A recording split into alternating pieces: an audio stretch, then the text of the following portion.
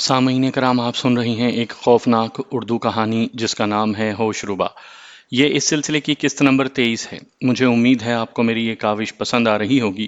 آپ نے اگر ابھی تک میرا چینل مائی وائس سبسکرائب نہیں کیا تو ابھی میرے چینل کو سبسکرائب کر کے بیل نوٹیفیکیشن آن کر لیجئے تاکہ آنے والی ہر نئی کہانی کی اطلاع بر وقت آپ تک پہنچ سکے۔ تانیہ، یہ کلی اس وقت تک نہیں مرجھائے گی جب تک میں زندہ ہوں۔ جب یہ کلی مرجھا جائے تو سمجھ لینا کہ میں اس دنیا میں نہیں رہا۔ راشمون نے عجیب انکشاف کیا۔ راشمون، میری دعا ہے کہ یہ کلی ہمیشہ میرے پاس تر و تازہ رہے۔ تانیہ نے بڑے خلوص سے کہا، آسمان والا تمہیں سدا خوش رکھے، جاؤ بس اب چلی جاؤ۔ تانیہ نے نظر بھر کر راشمون کو دیکھا۔ راشمون کی پرکشش آنکھوں میں نمی آ گئی تھی۔ اس سے پہلے کہ اس کی آنکھوں میں آنسو بھر آتے، وہ تیزی سے پلٹی اور جلدی سے کرسی پر بیٹھ گئی۔ لے جاؤ اسے، کاشگن نے کنویں کی مخلوق کو حکم دیا۔ وہ دونوں بونے تیزی سے کرسی کی طرف بڑھے۔ دونوں نے دائیں بائیں ہو کر اپنے کندھے کرسی سے لگائے اور دیکھتے ہی دیکھتے وہ فضا میں بلند ہونے لگے۔ تانیہ نے پہلے کاشگن اور پھر راشمون کی طرف دیکھ کر ہاتھ ہلایا۔ کاشگن نے جواباً ہاتھ ہلایا، لیکن راشمون بت بنا کھڑا رہا جیسے پتھر کا ہو گیا ہو۔ کنویں کی مخلوق کرسی کو بہت تیزی سے اڑائے لیے جا رہی تھی۔ تانیہ مڑ کر اس وقت تک پیچھے دیکھتی رہی جب تک وہ نظر آتے رہے۔ پھر جب راشمون نظروں سے غائب ہونے لگا تو اس نے آخری بار اپنا ہاتھ فضا میں لہرایا۔ اسے نہیں معلوم کہ جواب میں راشمون نے ہاتھ ہلایا یا نہیں، کیونکہ درمیان میں اچانک پہاڑ آ گیا تھا، اور جب وہ پہاڑ سامنے سے ہٹا تو پھر پیچھے کچھ نہیں تھا۔ سرسبز شاداب علاقہ، درخت تھے، چشمے تھے، اڑتے پرندے تھے۔ نہیں تھا تو وہ سونے کا محل نہیں تھا۔ تانیہ نے اپنی نم آنکھوں کو بند کیا تو دو آنسو رخساروں پر بہہ نکلے۔ اس نے آنسو پہنچ کر اپنے بالوں میں اٹکی ہوئی گلاب کی کلی نکال لی اور اپنے ہاتھ میں لے کر دھیرے سے پھول کی پتی سے اپنے ہونٹ اس گلاب کی کلی پر رکھ دیے۔ کرسی بہت تیزی سے اڑی جا رہی تھی۔ وہ دونوں بونے کرسی کو اپنے کندھوں پر اٹھائے ہوئے تھے۔ پہاڑی سلسلہ عبور کر کے اب وہ کرسی نیچے کی طرف جانے لگی۔ پھر تانیہ کو ایک چٹان میں بڑا سا سوراخ نظر آیا۔ اس سوراخ کے نیچے ایک چشمہ ابل رہا تھا۔ وہ کرسی اسی بڑے سوراخ کی طرف بڑھ رہی تھی۔ پھر وہ کرسی اس بڑے سوراخ میں داخل ہو گئی۔ وہ دراصل ایک غار تھا اور اس کے ذریعے چاہے وفات میں داخل ہوا جاتا تھا۔ پھر وہ اس غار سے نکل کر کنویں میں پہنچ گئے۔ تانیہ نے نیچے جھانک کر دیکھا تو اسے کھولتا ہوا تیل سا نظر آیا جس سے دھواں اٹھ رہا تھا۔ تانیہ کی کرسی اب اوپر اٹھنے لگی۔ کنویں میں گھپ اندھیرا تھا۔ اس نے اوپر سر اٹھا کر دیکھا تو بہت اوپر ایک چھوٹا سا سوراخ دکھائی دیا۔ یہ چاہے وفات کا دہانہ تھا۔ تانیہ کا دم گھٹنے لگا۔ اس کنویں کی بڑی مسموم فضا تھی۔ اور تیز اڑو، اس کنویں سے جلدی نکلو، دیکھو میرا دم گھٹ رہا ہے، تانیہ نے بے چین ہو کر کہا۔ وہ دونوں کافی تیز اڑ رہے تھے۔ تانیہ کی پریشانی دیکھ کر انہوں نے اپنی رفتار مزید تیز کر دی۔ تانیہ اوپر چاہے وفات کے دہانے کی طرف دیکھ رہی تھی جو دھیرے دھیرے بڑا ہوتا جا رہا تھا۔ پھر وہ وقت آیا کہ اس کی کرسی چاہے وفات سے باہر نکل آئی۔ ان دونوں بونوں نے اس کی کرسی ایک پتھر پر اتار دی اور وہ خود سیدھے کھڑے ہو گئے۔ تانیہ نے گہرے گہرے سانس لے کر اپنے ہوش بحال کیے اور چاروں طرف نظر دوڑائی۔ یہ وہی جگہ تھی جہاں سے اسے چاہے وفات میں پھینکا گیا تھا، اور یہ وہی پتھر تھا جس پر راکل نے کھڑے ہو کر اسے کنویں میں پھینکنے کا حکم دیا تھا۔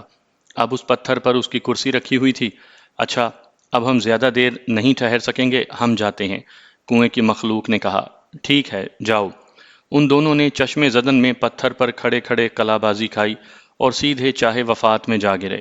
کنویں کی مخلوق کے غائب ہونے کے بعد تانیہ بالکل تنہا رہ گئی تھی۔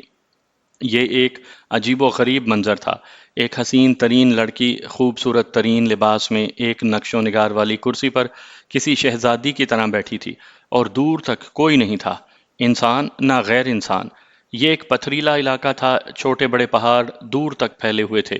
وہ وہاں پہنچ گئی تھی جہاں اسے موت کے حوالے کر دیا گیا تھا۔ اب سوال یہ تھا کہ وہ کہاں جائے؟ وہ محسن راؤ کی جھونپڑی کیسے تلاش کرے؟ یہ اس نے کیا بے وقوفی کی؟ اس نے کاشگن سے یہ کیوں نہیں کہا کہ وہ کسی طرح اسے محسن راؤ تک پہنچا دے؟ شاید کاشگن کے اختیار میں نہیں تھا۔ اس نے تو چاہے وفات تک چھڑوانے کے لیے کنویں کی مخلوق کی مدد لی تھی اور کہا تھا کہ یہ مخلوق کنویں سے آگے نہیں جا سکے گی، اور وہ مخلوق اسے اپنے ٹھکانے پر چھوڑ کر غائب ہو چکی تھی۔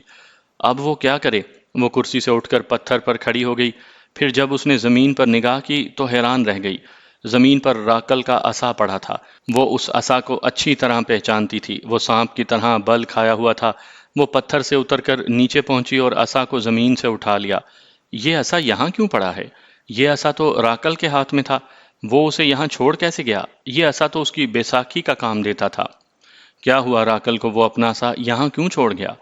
پھر جیسے جیسے تانیہ اپنے اطراف میں نظر دوڑاتی گئی، اس کے سامنے نئی نئی باتیں آتی گئیں۔ اس نے جگہ جگہ الو مرے ہوئے دیکھے۔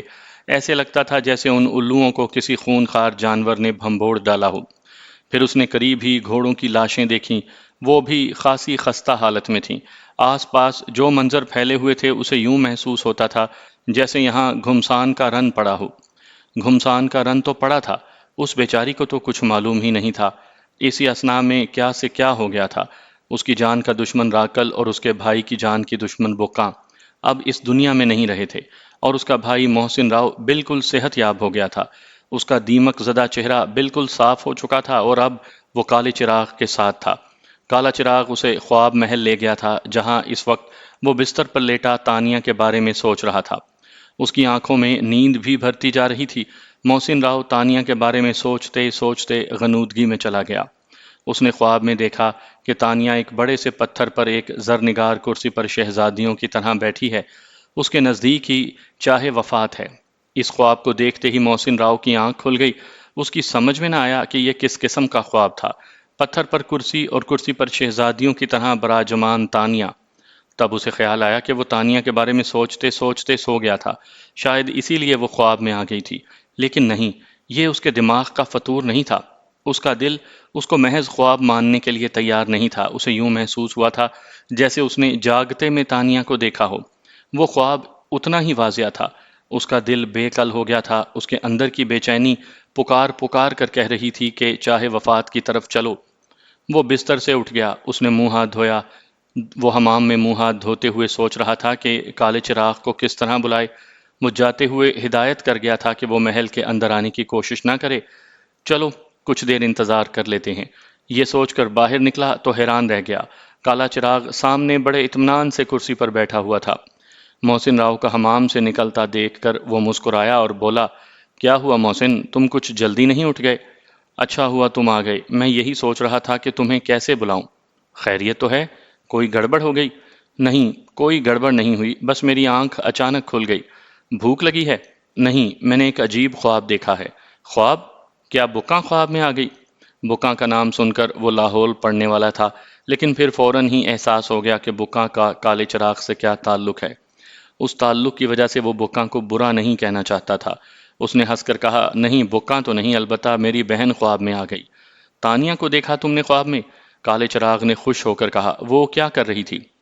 بڑا عجیب و غریب خواب دیکھا ہے میں نے۔ ایک بڑے سے پتھر پر ایک زرنگار کرسی پر شہزادیوں کی طرح بیٹھی ہے اور اس کے نزدیک ہی چاہے وفات ہے۔ بس اتنا ہی دیکھا؟ ہاں۔ اس نے کچھ کہا نہیں؟ کالے چراغ نے پوچھا۔ وہ کرسی پر زرق برق کپڑوں میں شہزادیوں کی طرح ضرور بیٹھی تھی، لیکن اس کے چہرے پر پریشانی کے آثار تھے۔ وہ ادھر ادھر گردن گھما کر دیکھ رہی تھی۔ محسن راؤ نے بتایا، تمہیں یہ احساس کیسے ہوا کہ اس کے نزدیک ہی چاہے وفات ہے؟ یہ تو مجھے خود بھی معلوم نہیں، لیکن جب میری آنکھ کھلی تو یہ احساس خود بخود میرے دماغ میں موجود تھا کہ تانیہ چاہے وفات کے نزدیک بیٹھی تھی۔ چاہے وفات کے آس پاس کا علاقہ پتھریلا ہے، اور یہ بھی صحیح ہے کہ اس کے نزدیک چھوٹے بڑے پتھر پڑے ہیں۔ بعض پتھر چھوٹی چٹانوں جتنے ہیں۔ کالے چراغ نے کچھ سوچتے ہوئے کہا، ایک بات بتاؤ، کیا تم سمجھتے ہو کہ تم نے سچا خواب دیکھا ہے؟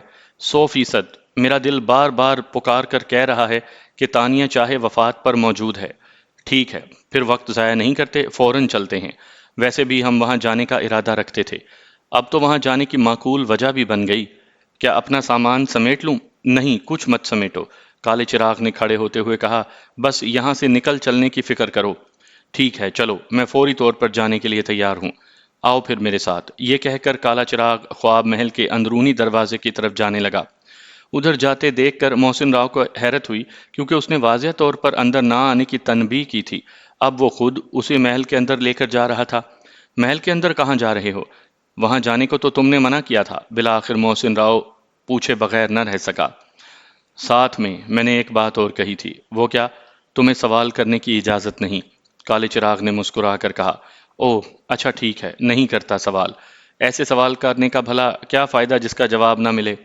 کالے چراغ نے دروازے پر پہنچ کر دروازہ کھولا اور اسے اپنے پیچھے آنے کا اشارہ کیا۔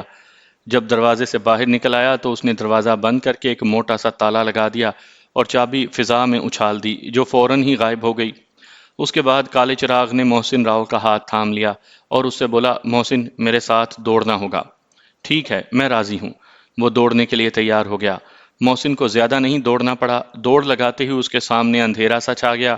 بہت گہرا اندھیرا تھا، ایسا اندھیرا کہ ہاتھ کو ہاتھ سجائی نہیں دے رہا تھا۔ پھر کچھ دیر میں ہی اس کی آنکھوں کے آگے سے اچانک اندھیرا چھٹ گیا۔ اس نے خود کو ایک پتھریلے علاقے میں پایا۔ دور اور نزدیک کوئی محل نہیں تھا، البتہ اس کے سامنے ایک چھوٹی سی چٹان ضرور تھی۔ پھر وہ دونوں جب چٹان کی اوٹ سے باہر آئے تو سامنے ایک بڑے پتھر پر تانیہ کو زرنگار کرسی پر زرق برق لباس میں بیٹھے دیکھا تو محسن راؤ کو یقین نہ آیا۔ اس نے سوچا وہ پہلے خواب دیکھ رہا تھا یا اب دیکھ رہا ہے۔ اس نے فوراً اپنے بازو پر چٹکی لی۔ تکلیف کا احساس ہوا۔ محسن راؤ، تمہارا خواب تو واقعی سچا نکلا۔ یہ دونوں ابھی تانیہ سے دور تھے اور پتھروں کی اوٹ میں چھپتے، کبھی باہر نکلتے، تانیہ کی طرف بڑھ رہے تھے۔ تانیہ اطراف کا جائزہ لینے کے بعد پھر کرسی پر آ بیٹھی تھی۔ راکل کا عصا اب اس کے ہاتھ میں تھا اور وہ یہ سوچ رہی تھی کہ اب کیا کرے، کہاں جائے، کسے مدد کو پکارے، کیسے اپنے بھائی محسن راؤ تک پہنچے کہ منزل خود بخود آسان ہو گئی۔ اچانک اس کی نظر سامنے اٹھی تو اس کا اوپر سانس اوپر اور نیچے کا نیچے رہ گیا۔ حیرت سے آنکھیں پھیل گئیں۔ ایک ناقابل یقین منظر اس کے سامنے تھا۔ کیا غضب تھا کہ اس کا بھائی محسن راؤ اور دوسرا شخص کالا چراغ ہنستے مسکراتے اس کی طرف بڑھے چلے آ رہے تھے۔ اب اس سے ضبط کرنا مشکل ہو گیا۔ اس نے راکل کا عصا پرے پھینکا اور پتھر سے دھڑ دھڑاتی نیچے اتر گئی اور دوڑ کر محسن راؤ کے نزدیک پہنچ گئی۔ میرے بھائی، یہ کہہ کر وہ اپنے بھائی کے گلے لگ گئی اور سسک پڑی۔ او میری تانیہ، میری پیاری بہن تانیہ! محسن راؤ نے اسے اپنے بازوؤں میں سمیٹ لیا۔ کالا چراغ بہن بھائی کے ملاپ کے اس منظر کو بڑی دلچسپی سے دیکھ رہا تھا۔ محسن راؤ بھی اپنے جذبات پر قابو نہ پا سکا، وہ بھی رو پڑا تھا۔ بھائی، ہمیں بھی تو کچھ توجہ درکار ہے، آخر آپ لوگ کب تک روئیں گے؟ کالے چراغ نے ہنس کر کہا۔ تب محسن راؤ نے تانیہ کو اپنے سے الگ کیا اور تانیہ سے مخاطب ہو کر بولا، ان سے ملو، یہ ہیں کالے چراغ صاحب۔ انہیں میں کیسے بھول سکتی ہوں؟ تانیہ نے اپنے آنسو پونچھتے ہوئے کہا۔ آپ کیسے ہیں؟ میں بالکل ٹھیک ہوں۔ میں ہی نہیں، یہ محسن راؤ بھی اب بالکل ٹھیک ہے۔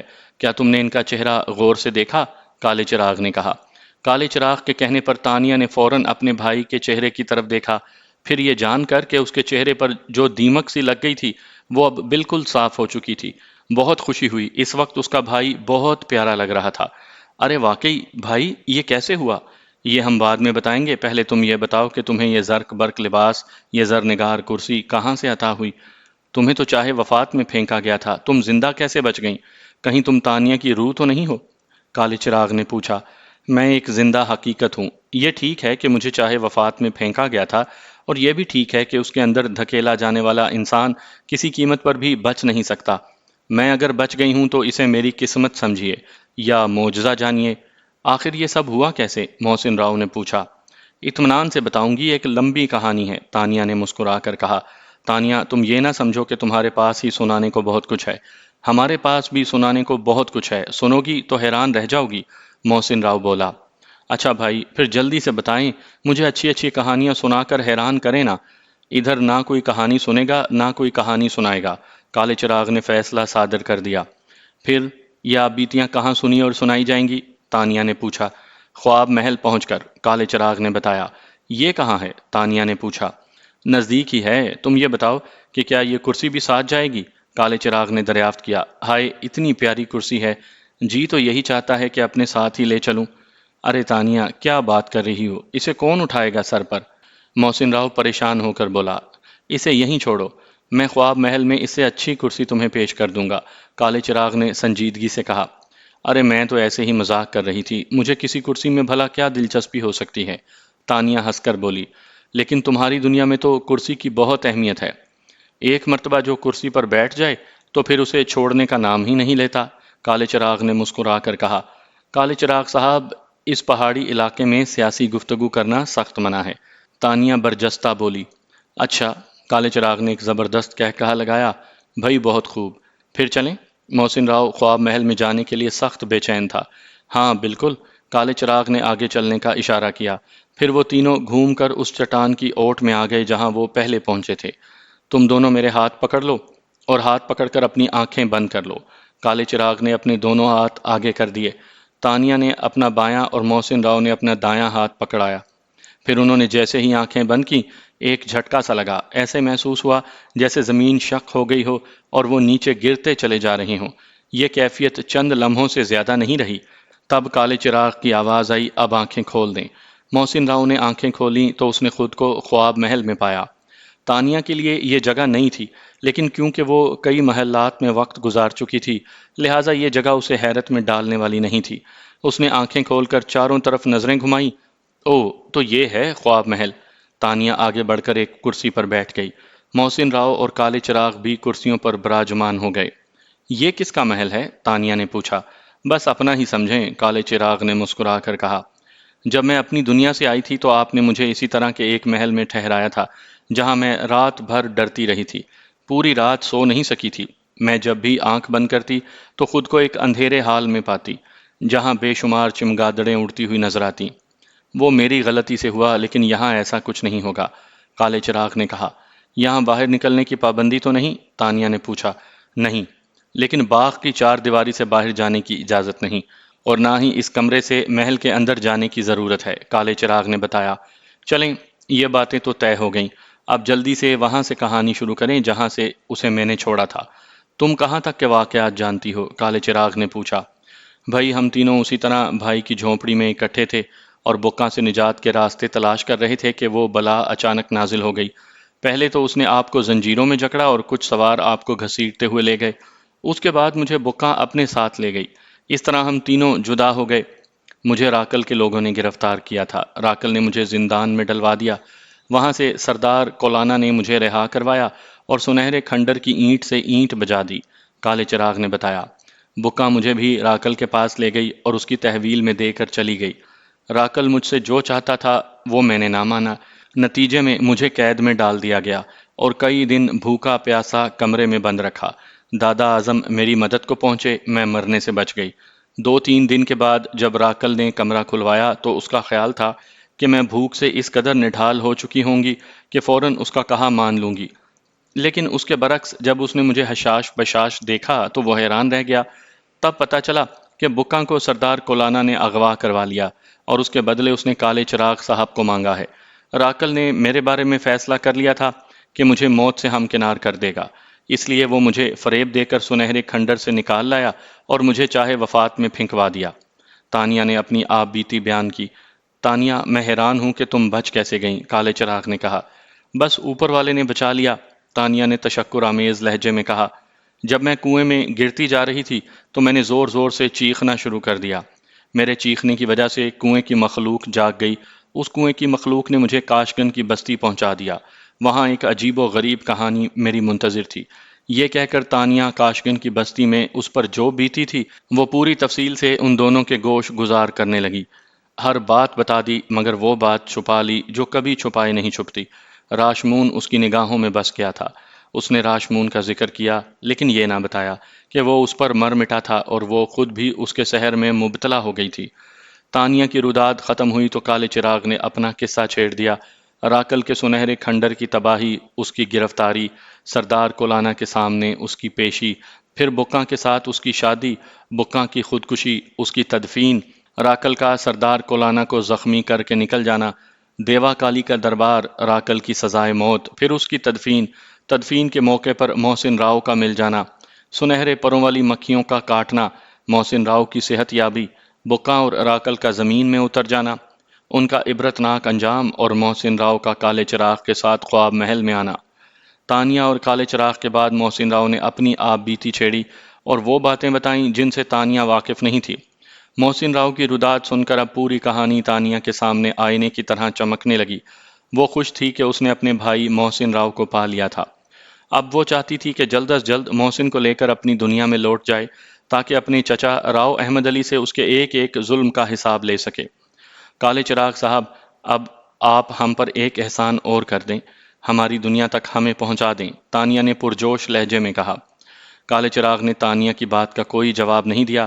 وہ بڑے پراسرار انداز میں کرسی سے اٹھا اور بغیر کچھ کہے محل کے اندرونی دروازے سے اندر چلا گیا اور پھر دروازہ کھٹاک سے بند ہو گیا۔ تانیہ اور محسن راؤ ایک دوسرے کا منہ دیکھتے رہ گئے۔ انہیں کیا ہوا؟ تانیہ نے فکر مندی سے پوچھا۔ شاید واپسی کا ذکر پسند نہیں آیا۔ محسن راؤ نے خیال ظاہر کیا۔ بھائی کیا مطلب ہے؟ کیا ہم زندگی بھر انہی لوگوں کے ساتھ رہیں گے؟ تانیہ پریشان ہو گئی۔ مجھے تو لگتا ہے وہ ہمیں بند کر گیا ہے، محسن راؤ نے خیال ظاہر کیا۔ ہائے نہیں، میں جا کر دروازہ دیکھوں؟ اس نے پوچھا۔ ہاں دیکھو، لیکن ایک بات کا خیال رکھنا، دروازہ کھلا ہو تو باہر نکلنے کی کوشش نہ کرنا۔ وہ کیوں؟ تانیہ نے پوچھا۔ اس نے مجھے سختی سے منع کیا تھا، محسن راؤ بولا۔ ٹھیک ہے، میں ایسے ہی اندازہ کرتی ہوں کہ دروازہ کھلا ہے یا بند ہے۔ تانیہ کرسی سے اٹھ کر اندرونی دروازے کی طرف بڑھی۔ اس نے دروازے کو اپنی طرف کھینچ کر دیکھا، دروازہ نہیں کھلا، ادھر سے شاید کنڈی لگی ہوئی تھی۔ بھائی دروازہ بند ہے، تانیہ نے پریشان ہو کر کہا۔ اچھا، میں محل کا بیرونی دروازہ جا کر دیکھتا ہوں۔ محسن راؤ اٹھ کر بیرونی دروازے کی طرف بڑھا۔ محسن راؤ نے باہر کا دروازہ اپنی طرف کھینچ کر دیکھا، دروازہ فوراً کھل گیا۔ وہ بولا، یہ دروازہ تو کھلا ہے۔ شکر ہے، تانیہ نے ٹھنڈا سانس لے کر کہا۔ چلو، قید ہونے کا خطرہ تو ٹل گیا۔ آؤ باہر چلیں، باغ میں چل کر بیٹھیں۔ محسن راؤ نے پوچھا۔ ہاں بھائی چلیں۔ تانیہ فوراً راضی ہو گئی۔ وہ دونوں بہن بھائی سیڑھیاں اتر کر باغ میں داخل ہوئے اور ایک گھنے درخت کے سائے تلے گھاس پر بیٹھ گئے۔ تانیہ نے محسن راؤ کے چہرے کی طرف دیکھتے ہوئے کہا، اللہ کا بڑا احسان ہے کہ بھائی آپ کا چہرہ ٹھیک ہو گیا، ورنہ میں بہت فکر مند ہو گئی تھی۔ تانیہ، میں نے زندگی میں بڑے عذاب گزارے ہیں، پیچھے پلٹ کر دیکھتا ہوں تو روح تک کانپ جاتی ہے۔ یہ سب راؤ احمد علی کی وجہ سے ہوا ہے، نہ وہ آپ کے قتل کے در پہ ہوتا اور نہ آپ اس عذاب میں مبتلا ہوتے۔ تانیہ، یہ دولت آدمی کو اس قدر سفاک کیوں بنا دیتی ہے؟ وہ کھوئے ہوئے انداز میں بولا۔ دولت ہے ہی ایسی ظالم چیز، اچھے خاصے آدمی کو پاگل کر دیتی ہے۔ تو پھر ہمارا تمہارا باپ کیوں نہ پاگل ہوا؟ کیا اس کے پاس چچا راؤ احمد علی سے کم دولت ہے؟ بھائی ایک بات بتاؤں؟ تانیہ کے چہرے پر اچانک دکھ کے بادل چھا گئے۔ یہ بات میں نے آپ کو ابھی تک نہیں بتائی، اور بتائی اس لیے نہیں کہ آپ پہلے ہی عذاب جھیل رہے تھے۔ اگر یہ خبر سنا دیتی تو آپ کے دکھوں میں مزید اضافہ ہو جاتا۔ ایسی کیا خبر ہے تانیہ؟ جلدی بتاؤ۔ کانٹوں بھری زندگی گزار کر اب میرا دل بہت مضبوط ہو چکا ہے۔ بھائی، اس دنیا میں نہ امی رہیں نہ بابا رہے۔ تانیہ نے اندوناک خبر سنائی۔ اوہ! محسن راؤ پر یہ خبر بجلی بن کر گزری۔ جب وہ اپنے ماں باپ سے بچھڑا تو اس کی عمر 12-13 سال رہی ہوگی۔ وہ آج بھی اسی عمر میں زندہ تھا۔ اسے احساس ہی نہیں تھا کہ اس کی عمر اب کیا سے کیا ہو گئی ہے۔ صحرا کی قید نے اس کے گھر کے حوالے سے اس کی عمر میں اضافہ نہیں کیا تھا۔ ممی کو کیا ہوا تانیہ؟ بھائی، امی کو تو آپ کا غم لے بیٹھا۔ آپ کے اغوا کے بعد وہ بمشکل 3 ماہ زندہ رہیں۔ وہ بس ہر وقت آپ کی تصویر لیے گھومتی رہتی تھیں۔ جب ان کا انتقال ہوا تو سینے پر آپ کی فریم شدہ تصویر تھی اور نظریں دروازے کی طرف تھیں۔ یہ سن کر محسن راؤ کی آنکھوں سے بے اختیار آنسو بہہ نکلے، پھر وہ گھٹنے میں منہ دے کر سسک سسک کر رونے لگا۔ اسے روتا دیکھ کر خود تانیہ بھی صبر نہ کر سکی، وہ بھی بے اختیار رونے لگی۔ محسن راؤ نے اپنی بہن کو قریب کر لیا، پھر وہ دونوں گلے مل کر آہوزاری کرنے لگے۔ اور بابا؟ محسن راؤ نے روتے روتے پوچھا۔ تانیہ نے اپنے آنسوؤں پر قابو پاتے ہوئے دھیرے سے کہا، بابا کو قتل کر دیا گیا۔ قتل کر دیا گیا؟ کس نے قتل کیا انہیں؟ راؤ احمد علی نے، تانیہ نے انتہائی غصے سے کہا۔ اس نے مجھے قتل کروانے کی سازش کی، میری ماں کو مار دیا، میرے باپ کو قتل کر دیا۔ محسن راؤ نے اپنے آنسو پونچھ ڈالے اور پرعزم لہجے میں بولا، راؤ احمد علی فکر مت کرو، اب تمہاری موت، اور وہ بھی ایسی عبرتناک کہ دنیا دیکھے، تم سے زیادہ دور نہیں۔ ہاں بھائی، اس کو چھوڑنا نہیں ہے، اس نے ہمیں بالکل تباہ کر دیا ہے۔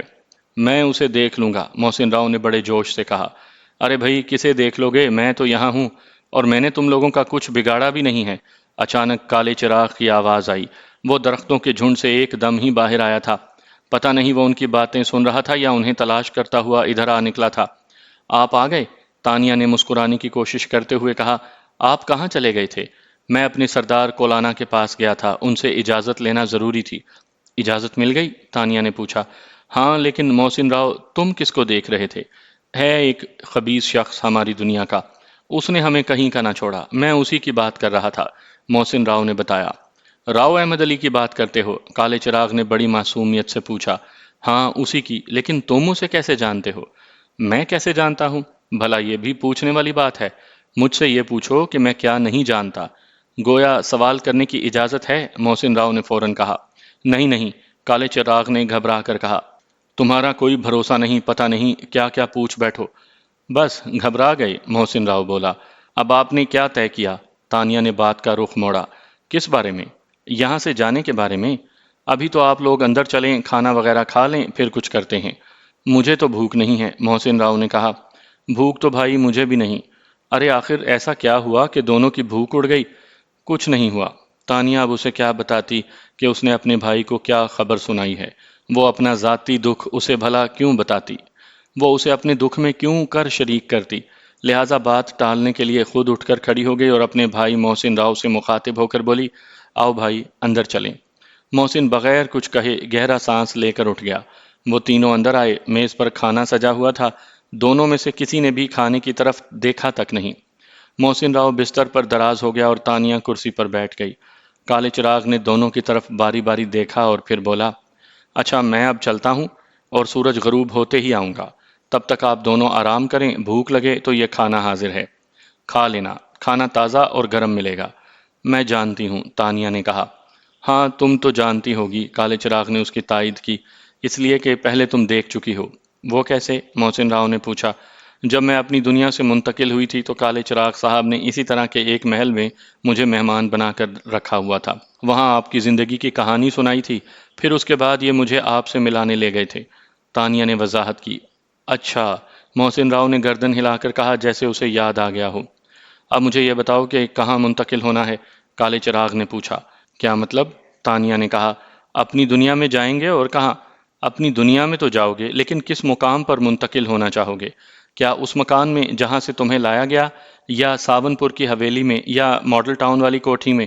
پھر ایک مسئلہ اور بھی ہے، دونوں ایک جگہ منتقل ہونا چاہو گے یا الگ الگ مقامات پر؟ یہ سب باتیں طے کر لو، اندھیرا ہوتے ہی میں آ جاؤں گا، پھر تم لوگوں کی مرضی کے مطابق تمہیں منتقل کر دیا جائے گا۔ یہ کہہ کر وہ محل کے اندرونی دروازے کی طرف بڑھا۔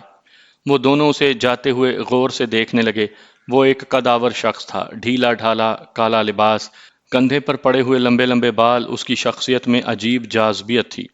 وہ تھوڑا سا دروازہ کھول کر اندر داخل ہو گیا اور پھر دروازہ کھٹاک سے بند ہو گیا۔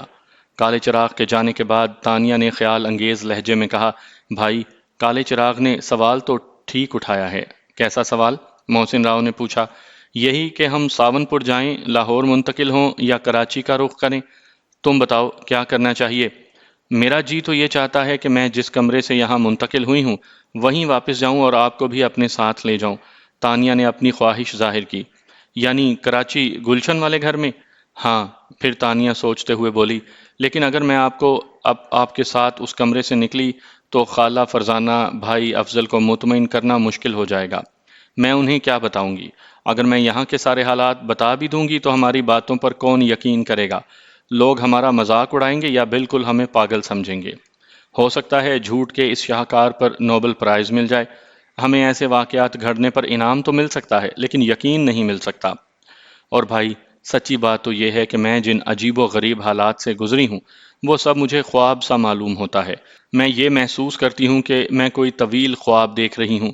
جب آنکھ کھلے گی تو ساری حقیقت سامنے آ جائے گی، سارا فریب کھل جائے گا۔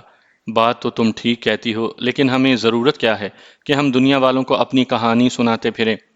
ہمیں کسی سے سند لینے کی کیا ضرورت ہے؟ اپنی کہانی بھی سنائیں اور جھوٹے بھی کہلائیں۔ چلیں، ایک بات تو طے ہو گئی کہ اپنی دنیا میں جا کر یہاں ہم پر جو کچھ بیتا ہے وہ نہیں سنائیں گے۔ ضرورت کے مطابق کوئی ایسی کہانی گھڑ لیں گے کہ لوگوں کو یقین آ جائے اور ان کا جذبہ تجسس تسکین پا جائے۔ اب مسئلہ یہ ہے کہ ہم دونوں ایک ساتھ چلیں یا الگ الگ؟ الگ الگ جانا ہوگا۔ اگر ایک ساتھ اس کالے کمرے سے ظہور پذیر ہوئے تو سارے لوگ گھر چھوڑ کر بھاگ جائیں گے۔ آپ کی یہ بات 100% درست ہے، لیکن میں اب آپ کو اکیلا نہیں چھوڑ سکتی، مجھے ڈر لگتا ہے۔ کس بات کا ڈر؟ اگر ہم الگ الگ اپنی دنیا میں گئے تو یہ کالا چراغ ہمیں کہاں سے کہاں پہنچا دے، ہو سکتا ہے یہ ہمیں جدا کر دے۔ یہ آپ کو تو دنیا میں پہنچا دے لیکن مجھے یہاں سے نہ جانے دے۔ تانیہ نے خدشہ ظاہر کیا۔ یہ شخص فریبی نہیں لگتا، اگر اسے ہمیں جدا کرنا ہوتا تو ملاتا کیوں؟ پھر یہ تمہاری بہت عزت کرتا ہے۔ ہاں، اتنا تو میں بھی جانتی ہوں کہ یہ راکل کی طرح نہیں ہے، اس پر اعتماد کیا جا سکتا ہے۔ اب تک اس نے ایسی کوئی بات نہیں کی ہے جس سے اس کی نیت پر شبہ کیا جا سکے۔ جبکہ میں اس کے ساتھ تنہا بھی رہی ہوں۔ پھر کیا کرنا چاہیے؟ محسن راؤ نے پوچھا۔ کالے چراغ پر اعتماد کرنا پڑے گا۔ اس پر اعتماد کرنا ویسے بھی ہماری مجبوری ہے، ہم اس کے رحم و کرم پر جو ہیں، تانیہ نے کہا۔ چلو، اللہ مالک ہے، رزق تو بہرحال لینا ہوگا، محسن راؤ بولا۔ پھر وہ بہت دیر تک بیٹھے اس مسئلے پر بات کرتے رہے، اس مسئلے کی باریکیوں پر غور کرتے رہے، اور بالآخر انہوں نے ایک مشترکہ لایا عمل طے کر لیا۔ کیا کرنا ہے، کیسے کرنا ہے، یہ بھی سوچ لیا۔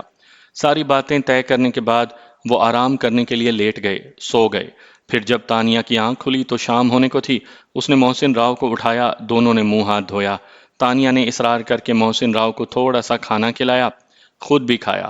سورج ڈھلتے ہی کالا چراغ آ پہنچا۔ اس کے چہرے پر گمبھیر سنجیدگی چھائی ہوئی تھی۔ وہ خاموشی سے آ کر بیٹھ گیا۔ تانیہ نے اسے غور سے دیکھا۔ وہ نظریں نیچی کیے، گردن جھکائے، کسی گہری سوچ میں تھا۔ کیا ہوا؟ تانیہ نے تشویش بھرے لہجے میں پوچھا۔ کچھ نہیں، کالے چراغ نے نظریں اٹھا کر خالی خالی نگاہوں سے تانیہ کو دیکھتے ہوئے کہا۔ پھر اتنے اداس کیوں ہو؟ وقت رخصت ہے، کیا مجھے خوش ہونا چاہیے؟ کالے چراغ نے سادگی سے کہا۔ جو آتا ہے اسے جانا ضرور ہوتا ہے، محسن راؤ نے فلسفیانہ انداز اختیار کیا۔ تانیہ اور محسن راؤ، میں تم دونوں سے مخاطب ہوں۔ میرے کسی رویے سے کوئی تکلیف پہنچی ہو تو میں معذرت خواہ ہوں۔ مجھے غیر انسانی مخلوق سمجھ کر معاف کر دینا۔ آپ نے ہم دونوں کا بہت خیال رکھا، ہم دونوں تو آپ کے مشکور ہیں، معذرت اور معافی کی تو گنجائش ہی نہیں۔ البتہ ہم دونوں سے کوئی گستاخی ہو گئی ہو تو اسے دل سے معاف کر دیجیے گا۔ انسان بہرحال خطا کا پتلا ہے۔ تانیہ، شرمندہ نہ کریں، کالے چراغ نے کہا۔ میں ایک حقیر سا تحفہ آپ کی خدمت میں پیش کرنا چاہتی ہوں، امید ہے آپ انکار نہیں کریں گے۔ تانیہ نے کاشگن کا عطا کردہ لٹکارے مارتا ہیروں کا ہار اپنے گلے سے اتار کر اپنے دونوں ہاتھوں پر رکھا اور ہاتھ اس کے سامنے کر دیا۔ اس کے ہاتھ جگمگا رہے تھے۔ ارے، یہ کیسے ہو سکتا ہے؟ یہ کسی نے آپ کو دیا ہے، میں اسے ہرگز قبول نہیں کروں گا، کالے چراغ نے فیصلہ کن انداز میں کہا۔